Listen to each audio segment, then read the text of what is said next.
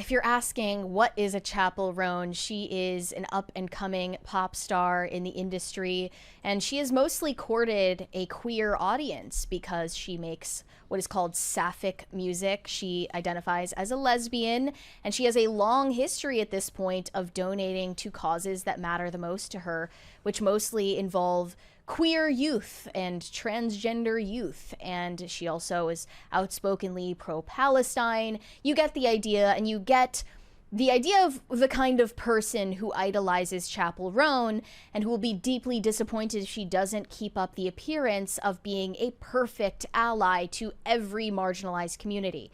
And in this example, she failed at activism once again. As she did. So she just announced a list of pop-up shows that she is about to do in New York City, in Kansas City, and Pasadena. And it's called Visions of Damsels and Other Dangerous Things. At the end of her announcement for this mini tour, she said, "We are giving $1 per ticket to organizations dedicated to supporting and providing resources for trans youth in each city. Thank you for understanding, and I'm sorry it's a lot of info. I truly cannot wait to see you." And the comments were quickly flooded with fans who were not satisfied with the dollar amount being donated to trans youth. A whole $1? How generous of her. Yeah, $1 isn't much compared to what she'll make. Another one said, "Very virtue signaling, sparing $1. Yeah. Wow, like that's just not good enough, right? For all these people who have probably donated $0 to any of the things that they claim to care about. It's why you never go into any type of activism, because it will never be enough. Because they are the have-nots and they hate the haves. They don't care how much the haves donate to the have-nots. It will never be enough until you are broke, destitute, just like they are, and miserable. Another comment said, "I'm very much stuck between good for her and damn, that's really not a ton percentage-wise. I'm conflicted." This is just a comment from someone who, first of all, is posturing about the values they hold, but also does not understand money or the music industry. Yeah, if she's selling like 100,000 tickets overall, then that means she's donating $100,000. No, it's not coming directly out of her bank account, but does it really matter? And I don't even support these organizations. These organizations are probably trafficking minors across state lines to get so-called gender-affirming care to mutilate them for life. I don't support the causes that Chappell Roan supports, but if you're judging her just from the perspective of someone who supports these causes, she's quote-unquote doing the right thing. It's just never going to be good enough until you're living in a barrel. It's funny how you mentioned how A&W got mentioned, because this whole thing, the lack of understanding of math, reminded me of this old story about how A&W tried to sell a third pounder but failed because people didn't understand fractions. Oh, yeah, because it's bigger than a quarter pounder. That's what this made me think of. I took the time to pull this up, and then we talked about A&W earlier. Imagine that. People are dumb and basically illiterate. I'm dumb, but that's why I don't complain about what somebody else does with their money. Another comment that was defending Chappell Roan said, "Celebrity donates $100,000 to charity. Everyone cheers and calls them amazing. Celebrity donates $1 per ticket sold to their tour. Expected ticket sales 100,000. And all of a sudden it's an issue. Are you all stupid? Can you not do math? And what have you donated to charity today?" Yep. Which is a good point. Another fan of hers said ticket sales don't go directly into her pocket. They go towards paying the crew, the venues, the transportation, her label, etc. And she does this for every show, not just this tour. She has also donated ticket sales to Palestine before this. Yep. Even just following the Met Gala last month, it was announced she auctioned off the outfit she wore from the Met Gala, and proceeds would be donated to the Ali Forney Center, which is a nonprofit organization focused on providing shelter and healthcare services to young queer people experiencing homelessness in New York City.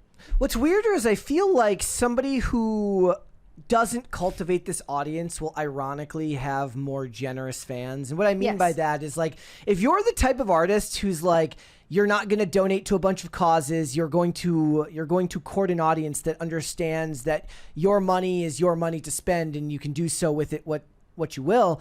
Therefore, when they come and meet you, they're going to be less expectant of you, actually. So one of the things about these types of fans is they also end up being the most demanding. They'll get mad if she doesn't want to take a photo with them. They'll get mad if she doesn't do something that they want them to do, because they feel that they're choosing you as somebody to stan gives them some type of ownership over you. Yeah, and definitely. Like, I doubt anybody who's a fan of Gwyneth Paltrow expects her to do anything for them. Okay, yeah, that's true. Yeah, you would actually choose the easier path if you go for a Gwyneth Paltrow brand image. And it's incredibly ironic for Chappell Roan to have such an antagonistic view of the people who idolize her. She's constantly talking about how she deserves her privacy. She deserves the right to not interact with fans in public when she is not, in costume and performing. She doesn't want to hug people. She doesn't want to interact with people. She only wants fan interaction on her terms.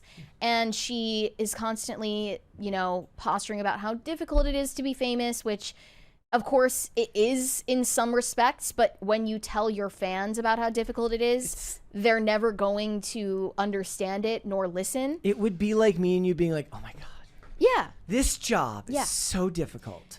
Or, try being an influencer for a day. Try it. Try it. Okay. But people don't hear that message and actually resonate with it, of course, because they think that you're living your dream, which in a lot of ways she is. Yes. But she's constantly complaining about it, and she acts like she's someone who just stumbled into being famous instead of the fact, which is that she worked for this level of fame as a now, I believe, 27-year-old for the past decade. And when it finally caught on and she finally started getting industry approval and, going on tours that could make her a profit, now she wants to complain, and she has unfortunately painted herself into this corner with all of these people who are insufferable because she's catered to them for so long. Yeah, and you can't that's your audience now. Yeah. Like for her especially, she's, there is the possibility that within a few years, if she softens on what she's doing and she tries to go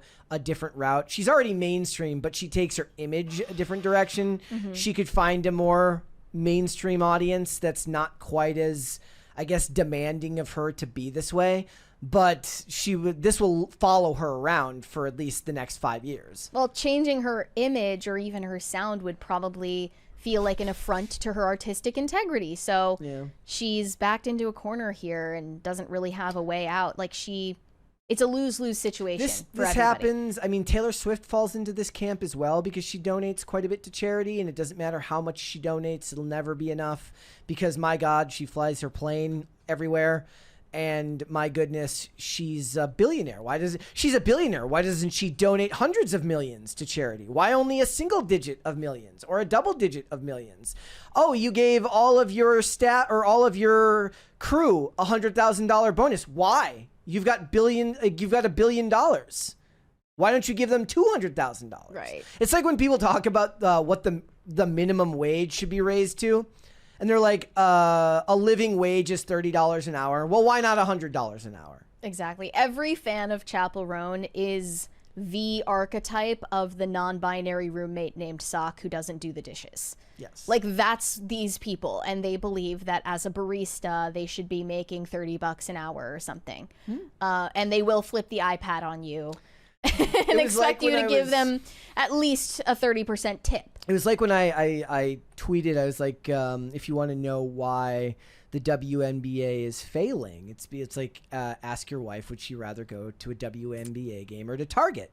Because the tweet was about like a Target manager making $80K a year.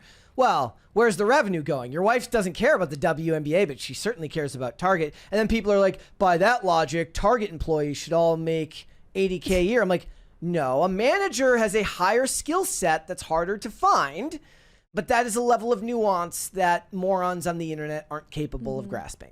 Well, judging just by the way that Chappell Roan has made decisions about her career, I am convinced that this woman doesn't want to be rich. You think she's just going to give it all away? Yeah, she seems to agree with them in a sense that there is an indignity in being one of the rich celebrities, and she wants to distance herself from that image as much as possible. And I don't believe that she's a millionaire yet. I think that she's struggling, and partially because she keeps throwing all of her money at these causes, thinking that eventually her fan base is going to be satisfied with her amount of activism and her allyship. If she's a true believer, that will fade the older she gets, and she really, like, if the concert dates start drying up, then that money's going to be very, very important to hold on to. She needs to do a little pivot like Jojo Siwa and start dating a man. She's going to have to do something, because if you give all the money away, then you can't actually, it's like when they talk about when a plane, in the case of emergency, you have to secure your own mask first before you can help other people, and you need to take care of yourself first, then you can worry about helping those around you. But the people who disagree with that notion are the same ones who believe that there's some type of higher level of dignity and honor in suffering. Yeah. They believe that suffering makes you of a higher class of person. Well, not suffering, but really just suffering at the hands of an oppressor class specifically, like being a victim. It's funny that everyone keeps comparing Chappell Roan to Lady Gaga, and they're saying, like, this is Gen Z's Lady Gaga. How about you wait until you're Lady Gaga before you start throwing all your money away? Actually become Gen Z's Lady Gaga, and then decide how you want to use your money when you actually have some to spare on these causes. But I doubt by the time she wisens up, she will have changed her views on these things. She will. I mean, I 100% believe that her management and her stylists have already planned out what the next phase will be. I think that with most of these stars that feel prepackaged, they've got it down to, I guess, what Taylor Swift calls eras, but they plan the next phase of your career. There's too much money and infrastructure in this business to just be like, we'll just see where it goes. Sabrina Carpenter did exactly that, and it has worked out for her. That's an understatement. She has adopted an entirely new aesthetic. There's also a theory that pop stars choose a signature color that triggers a reaction for you in your brain where you identify everything of that color with them. For instance, for Olivia Rodrigo, it's purple. For Sabrina Carpenter, it would be baby blue. I think Taylor Swift would be red, of course. And Chappell Roan is just rainbow. not red hair or pink. It's not distinguishing enough. Thanks for watching. Listen to full episodes of Pop Culture Crisis on Spotify. Keep up with us on social media and make sure you subscribe and ring that bell so you never miss the show. Bye, guys.